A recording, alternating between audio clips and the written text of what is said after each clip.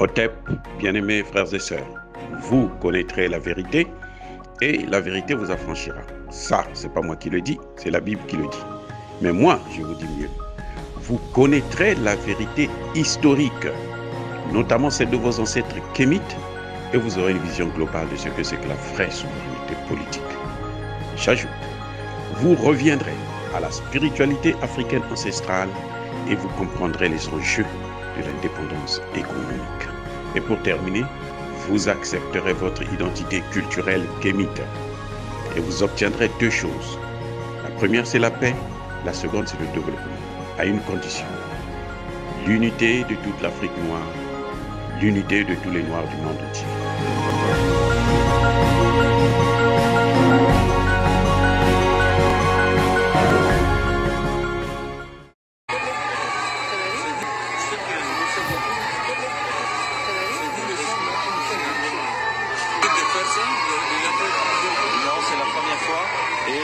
Vraiment la garantie que ces enfants étaient orphelins de père et de mère. Et si on nous a menti, c'est vraiment à notre insu.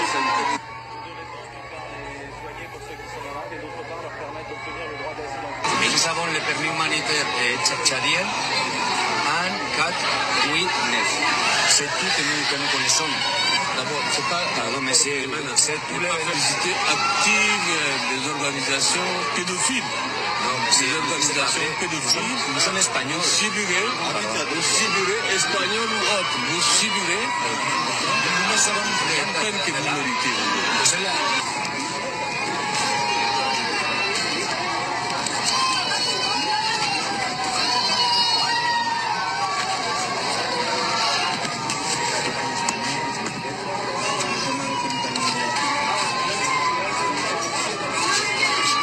Les amener en Europe, est-ce que c'est pour vendre aux ONG pédophiles?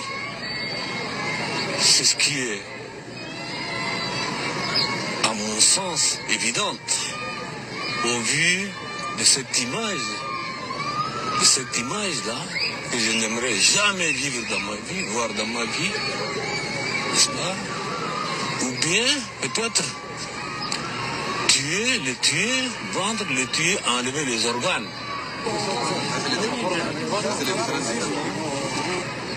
Ceci est inadmissible au XXIe siècle. Le monde entier doit être témoin. Nous allons prendre toutes les dispositions nécessaires, administratives et juridiques, pour faire la lumière sur cet enlèvement des enfants tchadiens et des enfants, des réfugiés soudanais.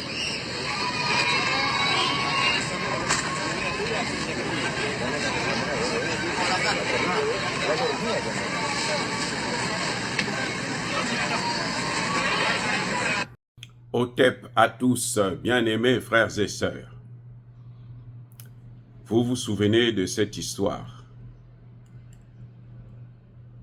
C'est ce qu'on appelle l'affaire de l'arche de Zoé. C'est une association franco-espagnole et occidentale spécialisée dans l'enlèvement et le kidnapping des enfants africains. Ces hommes et ces femmes venaient en Afrique, ils volent les enfants des gens, ils enlèvent les enfants des Africains, et puis ils vont les livrer aux pédophiles, comme l'a dit, vous avez bien entendu, le président Idriss Déby Itno, le père qui est décédé, déjà père son âme. Ils vont les livrer aux pédophiles, où on les égorge et on prend les organes qu'on distribue au leucoderme, parce qu'ils ont le droit à la vie. Et ce droit à la vie-là, c'est au détriment de la nôtre, celle des Noirs. Et c'est triste. Quand vous regardez bien le président, il était très fâché, il avait même envie de pleurer. Parce que il dit, c'est une image que je ne voudrais jamais voir de ma vie. Le président a été radical. Il a dit qu'on va les juger au Tchad, parce que les enfants sont tchadiens et soudanais, des réfugiés soudanais. qui sont au Tchad. Ce sont les enfants de ces gens-là. Donc il a décidé de juger les auteurs, ces criminels, ces terroristes de haut niveau. Imaginez quoi? Nicolas Sarkozy, de Nabi Boksha, il est venu stopper le président tchadien. Il a appelé le président tchadien et lui a ordonné, lui a donné l'ordre de libérer ces gens-là sans condition, de libérer ces criminels sans condition. Nicolas Sarkozy est encore vivant, hein, si je m'en, allez-y lui demander. Il a appelé un coup de fil, il a dit au président, au maréchal Idriss Déby Itno, qu'il faut qu'il libère ces criminels. Parce que parmi eux, il y avait un de ses parents. Le président tchadien a dit, je suis un État souverain, la justice de mon pays va juger ces criminels parce que ces enfants sont mes enfants. Ce sont les enfants des Tchadiens. Je suis le président du Tchad. Ce sont mes enfants, je vais les juger ici. Et ils vont faire la prison ici. Nicolas Sarkozy va lui répondre. Tu vas voir ce que tu verras. J'aurai ta peau. Quelques heures plus tard, écoutez bien, quelques heures plus tard, ce n'est pas des mois, ce ne sont pas des années qui se sont écoulées, c'est des heures qui se sont passées et le palais présidentiel, écoutez bien, le palais présidentiel d'Idriss Déby Itno, le maréchal, était encerclé par les rebelles tchadiens et occidentaux. Et ils étaient prêts à l'assassiner. Et on lui a dit, tu as le choix. Ou on t'abat, ou tu libères ces gens-là. Comme bémol, moi je vais les juger. Ça c'est Sarkozy qui dit, tu me les envoies en France, je vais les juger. Et le président Idriss Déby Itno, le maréchal, va céder pour sa vie, pour la sécurité, la stabilité de son pays.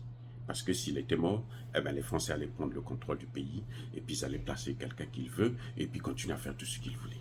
Or, par rapport à ses ambitions, c'était là où il commençait maintenant à changer, à chavirer, à passer de France-africain, de larbin de la France à panafricaniste. Il dit, les ambitions que j'ai là, il faut que je recule. Et il a reculé, il a cédé ces gens-là. Ils sont partis en France. Jusqu'au moment où je vous parle, ils ont disparu dans la nature. Ils n'ont jamais été jugés, ni inquiétés par la justice française. Tout ce que vous avez vu dans cette vidéo-là, il n'y a aucun d'eux qui est passé devant un juge pour expliquer ce qu'il a fait.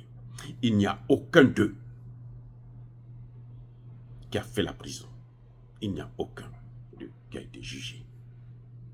Ils sont libres dans la nature et probablement ils sont encore en Afrique et continuent à faire ce qu'ils ont l'habitude de faire puisque c'est leur spécialité. Ils ne peuvent pas arrêter. Ils savent qu'ils sont protégés par les pouvoirs, les puissances occidentales qui contrôlent malheureusement beaucoup de nos pays. C'est pour ça que nous saluons encore une fois de plus le président Touadéra, le président Assimi Goïta, le président Traoré, le président Tchani, de nous donner au moins cet honneur, cette souveraineté. Et que j'espère dans ces pays-là, c'est vrai que Touadéra avait libéré celui qui a tenté de le tuer, mais en tout cas, nous avons quand même, on nous donne un peu d'existence, un peu d'importance, un peu de fierté. Voilà ce qui est en train de se passer. Voilà ce qui se passe en Afrique. Voilà les choses, les problèmes auxquels nous avons à faire face en Afrique. Et oui, bien-aimés frères et sœurs, encore une fois de plus, soyez bénis. Je persiste et je signe. Soyez abondamment bénis par le Dieu des Kémites et par nos ancêtres angélisés. Vive l'Afrique éternelle. J'ai dit et j'assume.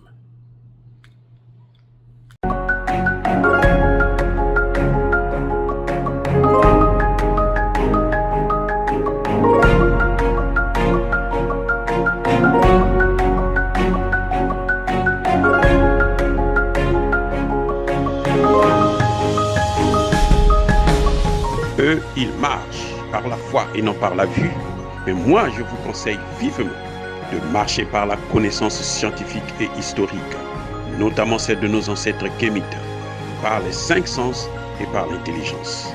Otep, vive l'Afrique éternelle et que Dieu vous bénisse. Abou Apia.